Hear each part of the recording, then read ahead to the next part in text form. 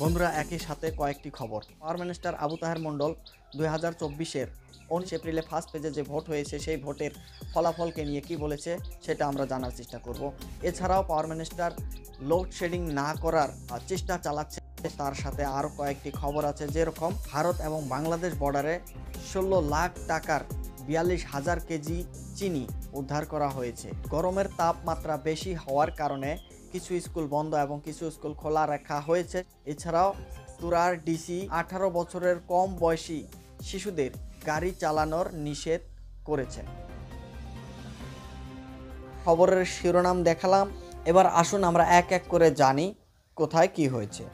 National people's party এনপিপির নেতা এবং মন্ত্রী পরিষদ মন্ত্রী আবু তাহের মণ্ডল সোমবারে আত্মবিশ্বাস প্রকাশ করেছেন যে তার দল তুরা সংসদীয় আসন ধরে রাখবে। তুরা এবং শিলং আসনে 18তম লোকসভার প্রথম ধাপের নির্বাচন 19 এপ্রিল অনুষ্ঠিত হয়েছিল এবং 4 জুনে গণনা অনুষ্ঠিত হবে। তাহের মণ্ডল উদ্বিগ্ন করেছে তারা জিতছে এবং তাদের প্রার্থী আগাতা কেসাংমা জয় হচ্ছেন। শিলং আসনের সম্পর্কে যখন মন্ত্রীকে প্রশ্ন করা হয় তখন তিনি জবাবে বলেন যে খাসি পাহাড় সম্পর্কে তার বেশি জ্ঞান নেই, তবে তার বন্ধুদের কাছে শুনেছে যে খুব ভালো সেইখানে চলছে। তার সাথে তিনি সেটাও যোগ করেছে যে এটা বলা কঠিন, তবে এটি একটি সাধারণ মার্জিন হবে। আমরা সব সময় বিশ্বাস করি যে ব্যবধান বড় হওয়া উচিত, তবে নির্বাচনে আপনি যদি এক ভোটে জেতেন তবে আপনিও জয় হবেন এবং তিনি যোগ করেন। তার মতে নির্বাচনের সময় হঠাৎ করেই টিএমসির ভোটারেরা কংগ্রেসকে সাপোর্ট করেছে। এছাড়া পাওয়ার মিনিস্টার আবু তাহের মণ্ডল রাজ্যর বিদ্যুৎ লোডশেডিং নিয়ে কিছু বলেছেন, আসুন আমরা সেটা জানি। মেঘালয় এনার্জি কর্পোরেশন লিমিটেড রাজ্য লোডশেডিং আরোপ এড়াতে যথাসাধ্য চেষ্টা করছে। সোমবারে বিদ্যুৎ মন্ত্রী আবু তাহের মণ্ডল বলেন, এখন পর্যন্ত তারা লোডশেডিংয়ের কোনো চিন্তা করে নাই এবং যতদূর সম্ভব তারা লোডশেডিং যাতে না হয় সেটা চেষ্টা করবে বলে পাওয়ার মিনিস্টার বলেছে। এবং তিনি আরও বলেছেন, MECL বোর্ড পরীক্ষার পাশাপাশি রাজ্যর সদ্য সমাপ্ত লোকসভা নির্বাচনের সময় নির্বিচ্ছিন্ন বিদ্যুৎ সরবরাহ করতে সক্ষম হয়েছে। এছাড়াও তিনি এটা বলেছেন যে তারা এটা বলতে পেরে খুশি, তাদের কোনো লোডশেডিং ছিল না তা নিশ্চিত করে এটি করেছে। মণ্ডল আশ্বাস দিয়ে বলেছিলেন যে এখন তারা যাতে কোনো লোডশেডিং না হয় তা দেখার জন্য তাদের সর্বোচ্চ চেষ্টা থাকবে। বিদ্যুতের সরবরাহের জন্য রাজ্য সম্পূর্ণরূপে জলবিদ্যুৎ প্রকল্পের উপর নির্ভর করে। উল্লেখ করে মন্ত্রী বলেন যে এই ধরনের প্রকল্পগুলি বৃষ্টিপাতের উপর নির্ভর করে এবং গত বছরের মতো এবছরেও বৃষ্টি কিছুটা বিলম্বিত হয়েছে এবং তারা আশা করছে যে এটি মেঘালয়ের অবতরণ করবে এবং আগামী কয়েক সপ্তাহের মধ্যে হবে এবং যদি তা হয় তবে আশা করি আমরা কোনো লোডশেডিং করতে যাব না। গত বছর রাজ্যটি দীর্ঘ ঘন্টার লোডশেডিং প্রত্যক্ষ করেছিলেন, যার মধ্যে শহর অঞ্চলে 7 ঘন্টা ছিল এবং গ্রাম অঞ্চলে 9 ঘন্টার লোডশেডিং ছিল। এই বছর এখন তারা কোনো এই ধরনের সিদ্ধান্ত নেয় নাই, আবু তাহের মণ্ডল জানিয়েছেন। ভারত বাংলাদেশ সীমান্তে অবৈধ কার্যকলাপ রোধ করার সম্মিলিত প্রচেষ্টায় বিএসএফ, মেঘালয় ফ্রন্টিয়ার এবং মেঘালয় পুলিশের সজাগ সৈন্যরা মেঘালয়ের দক্ষিণ গারো পাহাড় জেলার সীমান্তবর্তী এলাকা থেকে সফলভাবে বিপুল পরিমাণ চিনি জব্দ করেছে।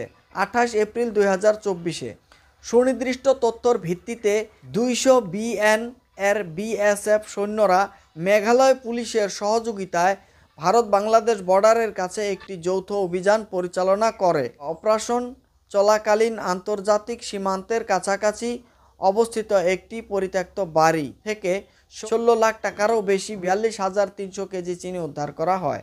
জব্দকৃত চিনির ব্যাগ পরবর্তী ব্যবস্থা গ্রহণের জন্য রংরা থানায় হস্তান্তর করা হয়েছে। অন্য একটি অভিযানে মেঘালয়ের পূর্ব খাসি পাহাড়ের আন্তর্জাতিক সীমানা থেকে বাংলাদেশে পাচার করার সময় 193 বিলিয়ন বিএসএফের সীমা প্রহরী 3 লাখ টাকারও বেশি মূল্যর পোশাকের জিনিস বা শাড়ি আটক করে।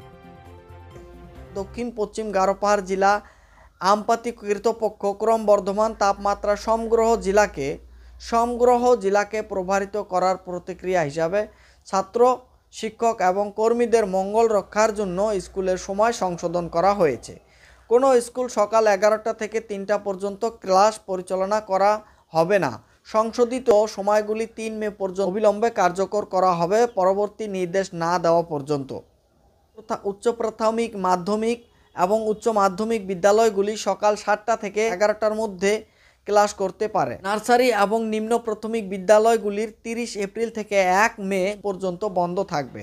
নিম্ন প্রাথমিক বিদ্যালয়গুলির জন্য কৃমিনাশক অনুশীলন স্কুল কর্তৃপক্ষের বিবেচনা ভিত্তিতে শিক্ষার্থীদের সূর্য থেকে সুরক্ষার জন্য ক্যাপ বা ছাতা ব্যবহার করার পরামর্শ দেওয়া হয় এবং স্কুলগুলিকে অবশ্যই হাইড্রেশন সলিউশনের অ্যাক্সেস নিশ্চিত করতে হবে।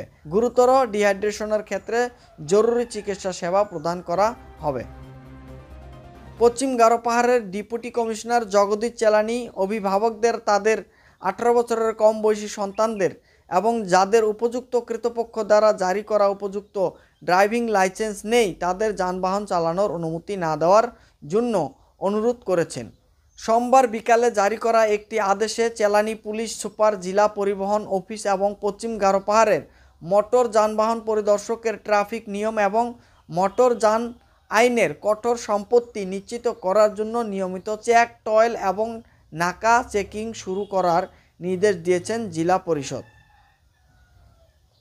যে কোনো ব্যক্তিকে বিধি ও প্রতিবিধান লঙ্ঘন করার জন্য পাওয়া গেলে আইন অনুযায়ী কঠোর শাস্তি এবং আইনি পদক্ষেপের সম্মুখীন হতে হবে। সমস্ত পাবলিক স্পট যানবাহন এবং স্কুল যানবাহন নির্দিষ্ট এলাকায় পার্ক করা হবে এবং অন্যান্য যাত্রীদের কোনো ঝামেলা বা ভয় না করে নিয়ম অনুযায়ী গাড়ি চালাতে হবে আদেশে বলা হয়েছে। তিনি জেলা পুলিশকে প্রধান মোড়, নাকা, চেকপয়েন্টগুলিতে ব্রেথ অ্যানালাইজার পরীক্ষার মাধ্যমে মদ্যপ অবস্থায় গাড়ি চালানোর বিরুদ্ধে চেক নিশ্চিত করতে নির্দেশ দিয়েছেন। আপনারা দেখতে পাচ্ছেন জেটাই মিডিয়া নেটওয়ার্ক, এবং আমাদের খবর ভালো লাগলে খবরটা নিশ্চয়ই শেয়ার করবেন এবং নতুন খবর পাওয়ার জন্য আমাদের খবরটা ফলো করে রাখবেন। আমাদের খবরটা যদি হিন্দি ভাষায় পেতে চান তাহলে আপনারা নিশ্চয়ই কমেন্ট বক্সে কমেন্ট করে জানাবেন এবং আমরা হিন্দি ভাষায় সেই খবরটা বানানোর জন্য চেষ্টা করব। এছাড়াও আমাদের হিন্দি ভাষা এই চ্যানেলেও চলবে, যেটা আমরা মনে করব যে সেটা হিন্দির দরকার, তখন আমরা হিন্দি ভাষায় দেব। এছাড়াও আমি আপনাদেরকে বলছি যে আমাদের অ্যাঙ্কর, AI অ্যাঙ্কর আমরা ইউজ করছি। হচ্ছে আমাদের AI অ্যাঙ্কর, ইনি কিছু সময় কম হওয়ার কারণে আমরা শর্টকাট, শুধু আওয়াজটা একটু অন্যরকম হয়, তবে এটা সে খবরটা একদম কারেন্ট খবর দেওয়া হয়, আর সেই খবরে কোনো ধরনের ভুল বা কোনো ধরনের মিথ্যা খবর নয়। আশা করি সবাই ভালো আছেন। Thank you.